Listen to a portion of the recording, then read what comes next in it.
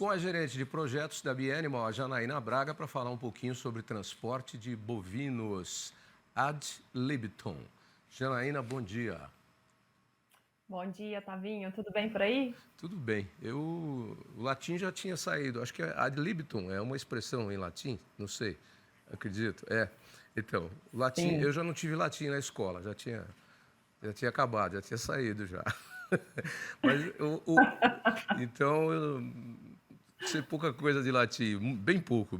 Mas o ad é um prefixo que, se eu não me engano, antecede alguma coisa que é sem, né? Quando você não tem alguma coisa, ad, né?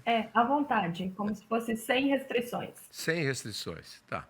Então agora, transporte de bovinos sem restrições alimentares, como é Sem que é isso? restrições. Tá. Vamos pensar, Tavinho, no primeiro ponto da importância da gente falar desse tema hoje. Todas as vezes que a gente transporta os bovinos, ou seja, nós tiramos ele do ambiente natural que ele está acostumado. O bovino adora rotina, então ele gosta de fazer todos os dias as mesmas coisas, nos mesmos horários. Quando a gente vai transportar esses animais, a gente simplesmente quebra esse processo de rotina e isso automaticamente gera um estresse, né? Pensando que a gente vai colocar esse animal num ambiente fechado, um compartimento que ele não vai poder se movimentar muito, ele não vai poder ingerir água, ele não vai poder se alimentar. Na grande maioria das vezes, é um lugar mais quente, mais úmido, que ele está misturado com outros animais que por vezes ele pode não conhecer. Isso gera estresse.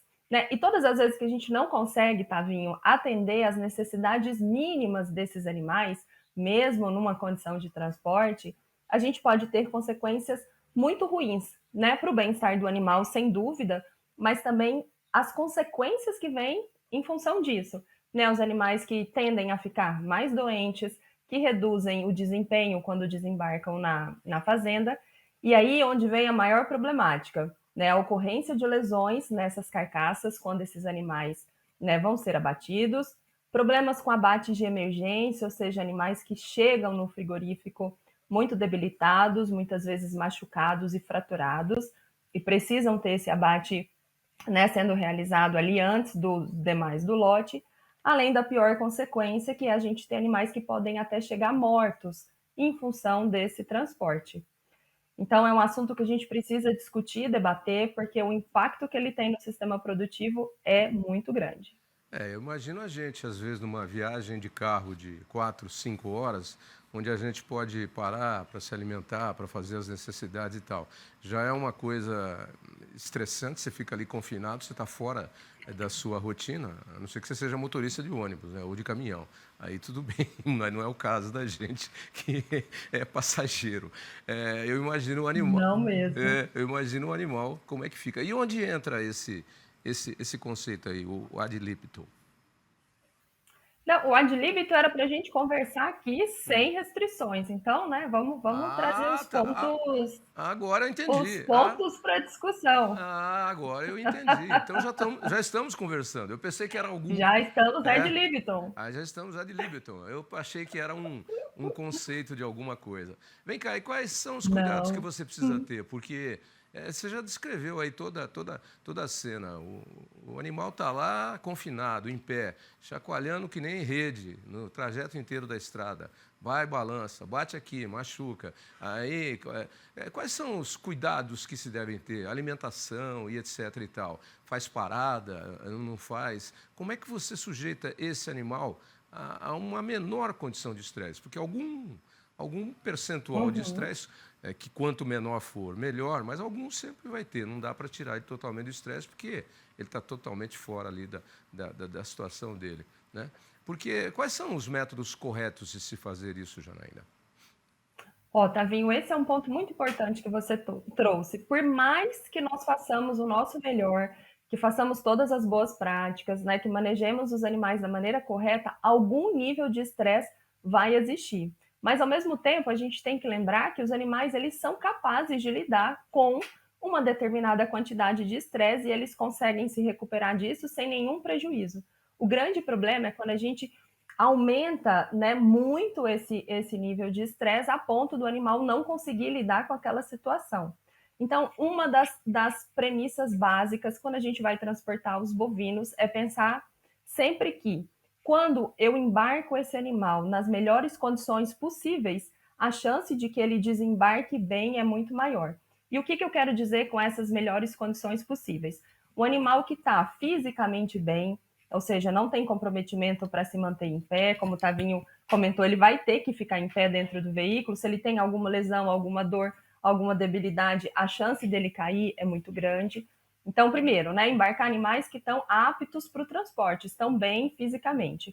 O segundo, não privar esses animais de água e alimento até minutos antes do transporte, né? Porque como ele vai ficar bastante tempo sem comer em cima do veículo, é importante que ele esteja bem hidratado, bem alimentado, para que ele consiga lidar com a movimentação do veículo, ter energia suficiente para se manter em pé e também para depois, quando se esse animal for ser abatido, ele ter energia suficiente para o músculo dele ser transformado em carne e abaixar o pH da maneira correta.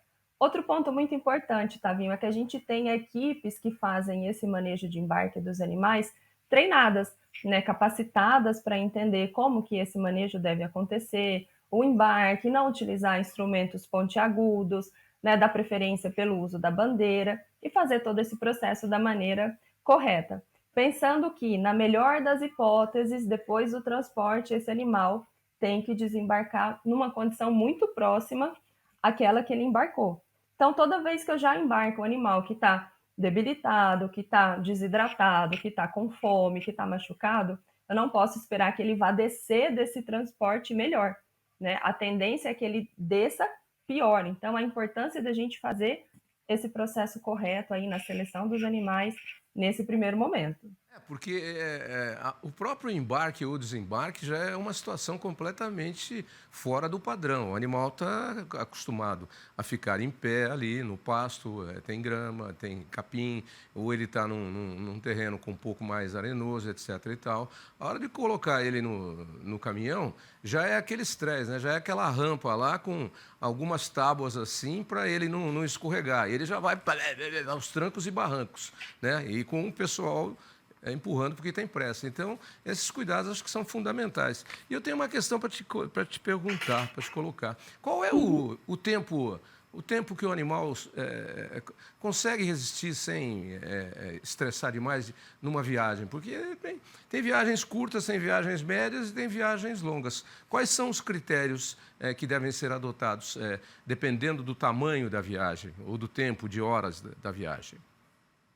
Ó, Tavinho, hoje o que a gente tem escrito na literatura, na ciência, é que os animais começam a mostrar sinais de comprometimento físico, a deitar, a se movimentar muito mais a partir de 6, 7, 8 horas de viagem. Óbvio que tem uma variação, né, da condição física do animal, da qualidade da estrada, do quanto esses animais, né, estão bem hidratados e alimentados. Mas partindo do princípio que esses animais embarcaram bem, até 8 horas esses animais conseguem lidar bem com esse desafio que é o transporte. A partir daí, já se começa a considerar que são viagens de longa duração, e aí a atenção precisa ser redobrada, ainda mais, né, por conta dessa distância. Ô, Então, todas as Janaína, vezes que eu tenho... Oi? mas aí eu tenho, quer dizer, a literatura diz que os estudos dizem que até 8 horas o animal vai bem, mas eu tenho Sim. um percurso maior que esse tempo. E aí toma-se que tipo de medidas para o animal não sofrer tanto? Olha, Tavinho, tanto para viagem curta quanto as mais longas, é importante que a gente tenha essa descrição da rota, de onde a gente vai, quais são os principais pontos de risco, que, se possível, né, dependendo da viagem, acima de 8 horas, que a gente possa fornecer um momento de descanso, se for possível esses animais desembarcarem. Mas aí eu vou abrir um parênteses, né? Considerando a nossa própria realidade, hoje nós temos uma dificuldade maior para encontrar esses pontos de apoio durante o trajeto desses animais, né? Então, digamos que a recomendação principal é que a gente tente minimizar ao máximo esse tempo de viagem, né? Otimizando o processo da rota, fazendo com que esses animais estejam sempre muito bem hidratados, muito bem alimentados, para que eles consigam lidar com essa condição da viagem de melhor maneira. Não sendo possível, a gente tendo que percorrer uma distância maior por uma questão logística, né, por uma oportunidade comercial, enfim, sem entrar aqui no mérito do motivo de fazer esse transporte de maior distância, a gente então tem que estar preparado, né, para desembarcar esses animais, oferecer um pouco mais de conforto, de descanso, alimentá-los, hidratá-los e seguir essa viagem no momento oportuno aí na sequência. Mas eu entendi a sua colocação. O ideal é fazer o traçado o mais rápido possível, com a melhor rota, para evitar isso, porque é difícil encontrar um ponto onde você vai poder desembarcar esses animais. Muito. Aí você vai ter que desembarcar, você vai ter que tomar conta desses animais, eles vão ficar soltos um tempo, depois eles já vão fazer um desembarque, depois vão fazer outro embarque, para depois fazer... Quer dizer, as coisas vão se somando em escala, em PG, Exato. né? Aí vai sacrificando. Exatamente, Aí Tavinho. o descanso, que seria o descanso, acaba sendo um ponto a mais de estresse. Exato. Além do ponto do estresse, o ponto do risco, a questão Tá. sanitária de você desembarcar esses animais em contato com outros. Então, tudo isso nós temos que levar em consideração, óbvio, tentando encontrar a melhor estratégia, mas pensando sempre na maneira preventiva. Será que eu consigo reduzir esse tempo de viagem, otimizando minha rota, organizando melhor os pontos que eu vou passar, para que a gente não evite ao máximo lidar com viagens de longa distância, porque o risco para todos é sempre maior.